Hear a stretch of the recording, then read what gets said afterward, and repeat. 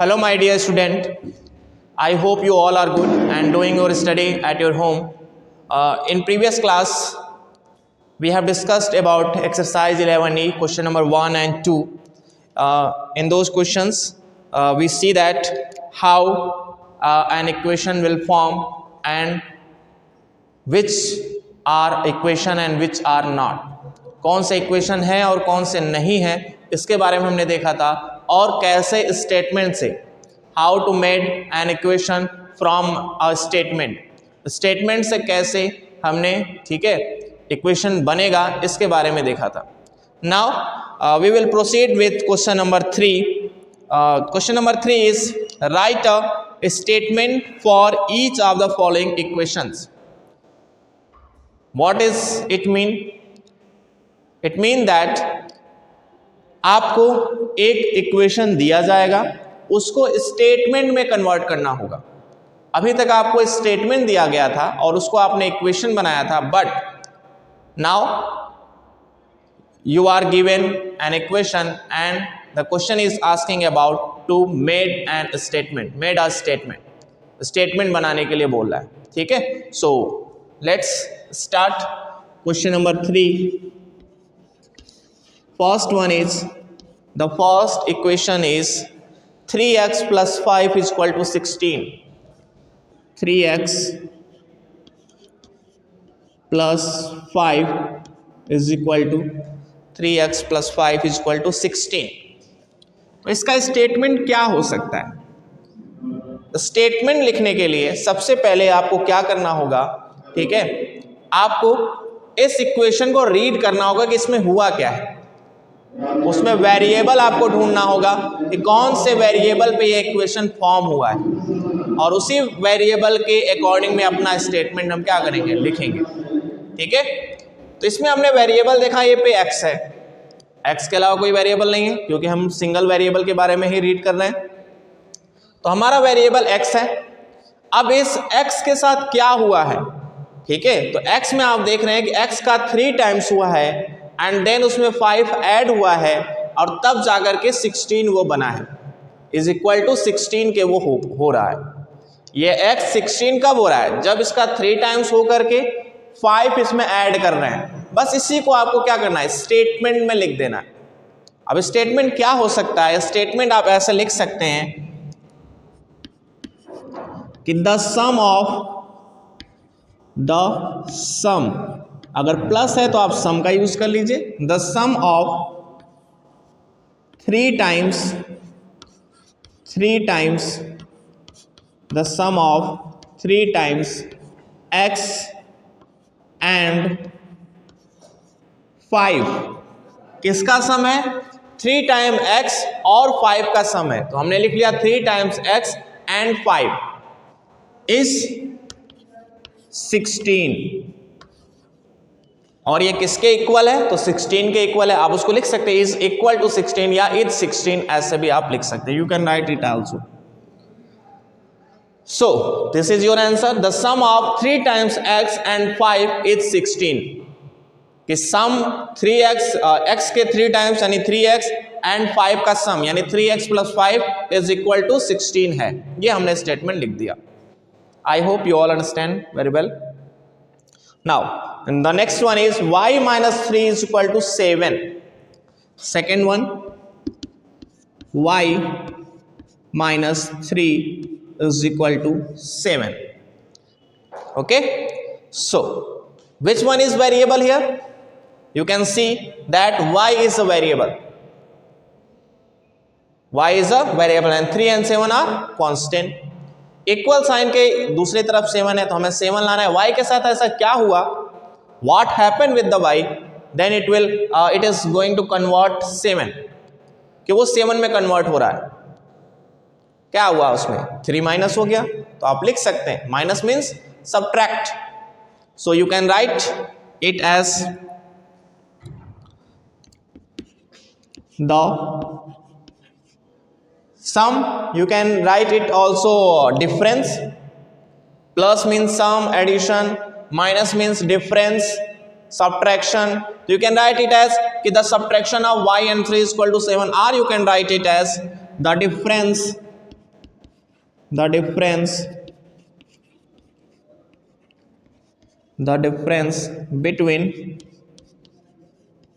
between y and 3 is 7, or you can write it as also that the subtraction of y and 3 is 7, ये भी आप लिख सकते हैं, ठीक है, या फिर लेस देन भी आप लिख सकते हैं.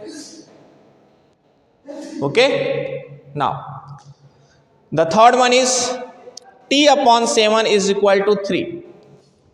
Third one is t upon 7 is equal to 3. t upon 7 is equal to 3. तो यहां पे क्या हुआ है, ठीक है, आप देख रहे हैं 1/7 of t is equal to 3. t का 7 से डिवाइड किया गया है, तो आप इसका 1/7 लिख सकते हैं, या t इज डिवाइडेड, ठीक है, गिव द कोसेंट 3, ऐसे भी आप लिख सकते हैं, ठीक है. तो you can write here as 1/7 of t is 3. Simple, छोटा सा 1/7 ऑफ t इज 3.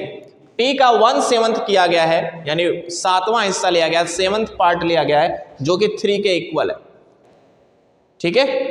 चल, वेरी गुड. फोर्थ वन, एक और आप कर लीजिए. Fourth, 2/3n is equal to 4. 2/3n is equal to 4. So what will be the statement for this equation? You can see that n is 2/3. 2/3 of n is equal to 4. Read the fraction as 2/3 is equal to means 2/3, for which 2/3 of n. So you can write here 2/3 of n is 4. ठीक है.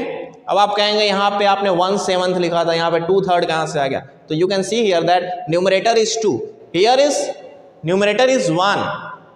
ठीक है. If there is no numerator and only denominator, then you can write it as 1 into t, यानी 1/7. ठीक है, 1/7. और हियर 2/3 means 2/3.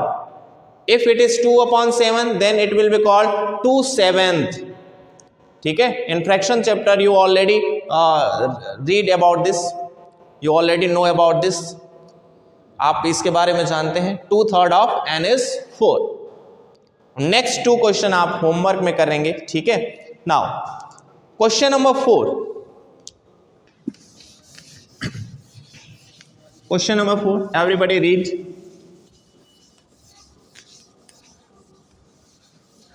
I suggest all of you that please carry your book and open page number 194, 195. Okay. The question number 4 is pick out the solution for the values given in the bracket next to each equation so that other values do not satisfy the equation. Okay. So question number 4 is, there is an equation x plus 4 is equal to 11. X plus 4 is equal to 11, and after that there are some values written. The values are 8, -7, 7, 8, -7, 7 and 11. These are the values for home. किसके लिए value है ये? 4 के लिए तो हो नहीं सकता, 11 के लिए तो हो नहीं सकता. कांस्टेंट वैल्यूज आर दी. But x is a variable, तो ये वैल्यूज किसके लिए होंगे? वेरिएबल के लिए होंगे. x के ही वैल्यू बदल सकते हैं. आपको क्या करना है? Simply you have to put 1 by 1 all the values in place of x. You have to replace x by 8 and after that -7 and after that 7 and after that 11. बारी बारी से 1 by 1 करके आपको 8 -7 7 और 11 से इस x को रिप्लेस करना है और आपको देखना है कि कौन सी वैल्यू पे ये फुलफिल हो जा रहा है। ठीक है, यानी कि अगर आप वैल्यू यहां रखेंगे तो किस वैल्यू पे ये इक्वल टू 11 हो जा रहा है, वही x की वैल्यू, वही इक्वेशन का आंसर होगा, वही इक्वेशन की वैल्यू होगी और बाकी क्या करेंगे, सेटिस्फाई नहीं करेंगे। देन चलो 1 by 1 पुट करते हैं। ठीक है, let x is equal to 8, then 8 + 4 is equal to 11। 8 and 4 add करने पे कितना होगा, it will be 12 is equal to 11. So left hand side is not equal to right hand side. This side is called left hand side, LHS, and this one is called right hand side. Left hand side, right hand side. Here we see that left hand side is not equal to right hand side, because in left hand side the value is 12 and in right hand side the value is 11. So we can't say that they are equal. हम देख सकते हैं कि ये equal नहीं है। 8 and 4 को add किया गया तो 12 आंसर आया, बट आना चाहिए था 11। तो 12 और 11 क्या इक्वल है, नहीं है। It means that left hand side is not equal to right hand side. और इसका मतलब क्या निकला, इसका मतलब ये निकला कि x इक्वल टू 8 इस इक्वेशन का वैल्यू नहीं हो सकता। तो यहां लिख सकते हैं not satisfied, not satisfied, not satisfied, ये सेटिस्फाई नहीं कर रहा है। Now next one, take the value x equal to, let x equal to -7। So put the value in place of x, -7 + 4 is equal to 11. So minus and plus, there are different sign, so you have to subtract it. One is plus and one is minus, so 7 - 4 3, but a negative number is greater, so you have to put the sign of minus here. आपको यहाँ पे minus का sign put करना पड़ेगा, and is equal to 11. Is it? No. So left hand side is not equal to right hand side once again. ठीक है, तो what will you write here? Not satisfied, not satisfied. आप यहाँ पे क्या लिखेंगे, not satisfied, क्योंकि value, ठीक है, पुट करने पे दोनों इक्वल नहीं हुए, इक्विवेलेंट नहीं हुए, तो वैल्यू नहीं हो सकती। Now next one, let x is equal to 7. So 7 + 4, put 7 here, 7 + 4 is equal to 11. Then add 7 and 4, 7 3 10 + 1 11, 7 and 4 11, 11 is equal to 11. Now they are equal. अब ये इक्वल हो गया, ठीक है। So you can write here left hand side is equal to right hand side. So this is satisfied. क्या है, satisfy हो गया, satisfied. One is more, एक और बच गया, one is let x is equal to 11. So 11 + 4 is equal to 11. 15 is equal to 11. Is it? No, not equal. So left hand side is not equal to right hand side. So you can write here not satisfied, not satisfied. और यही आपको इस question में करना था। आपको values जो दी गई हैं ब्रैकेट के अंदर, बारी बारी से जो वेरिएबल है उस वेरिएबल को हटा करके वो वैल्यूज पुट करनी है। पुट करने के बाद फिर आपको चेक करना है कि क्या इक्वल के दूसरे साइड वाला इस लेफ्ट हैंड साइड के इक्वल हो पा रहा है कि नहीं हो पा रहा है।